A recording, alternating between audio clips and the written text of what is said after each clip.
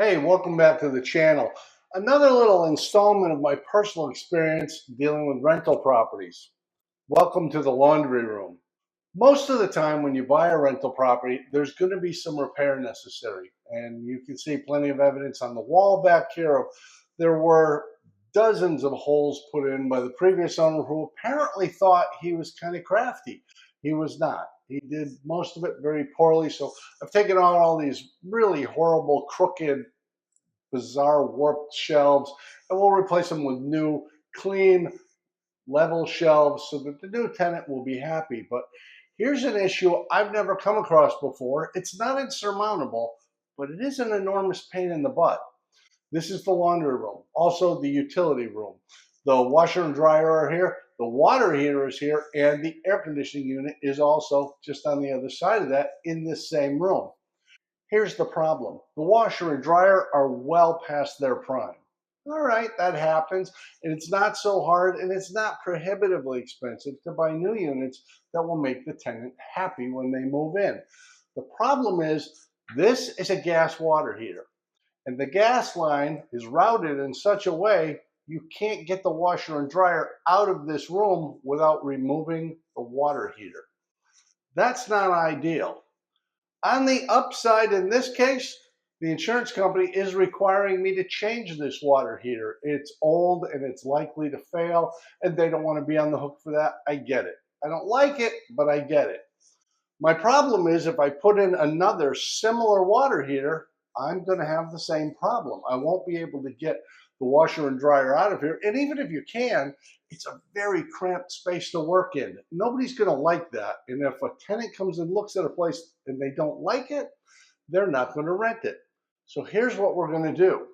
Instead of putting in a traditional canister style hot water heater, we're going to stick with gas because it's very efficient, but we're going to mount a tankless water heater right here on the wall. This will be gone. The tankless water heater only comes out just about a foot, maybe a couple inches more. The gas line is here. The vent is right here. There's not an enormous amount of work that has to happen. Yes, the tankless is more expensive than a traditional, but the room becomes a little more spacious. I don't have the problem getting the washer and dryer in and out, and my new tenant will have a better space to work in when they do laundry. That's one of those little detail things that you might think, well, it's not that big a deal. It really is. Every aspect of your rental property is going to be evaluated by people who are coming to look at it in a competitive market. And they're going to weigh, how much do I like this place? What's its location? How much does it cost? And what conveniences does it have? So in a weird little situation like this, where a water heater placement is actually requiring more upgrade than I would normally do, in the long run, this is a good deal because now I'll have a more efficient tankless water heater, so plenty of hot water for whatever they want to use it for, a slightly more utilitarian laundry room, and I can get the new units in here, so brand new washers and dryers will be here, which makes the prospective tenant oh so happy.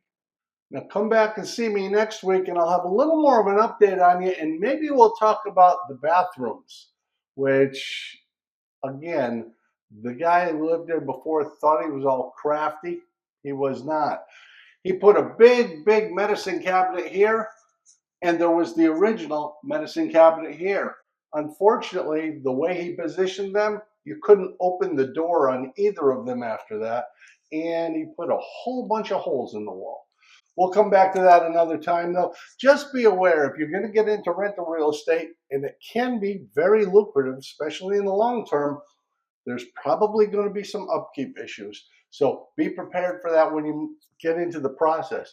It's not just buy it, clean it, rent it. There's other parts involved, and you need to be prepared for that. I'll see you back here next week with another episode of Better is Always Better.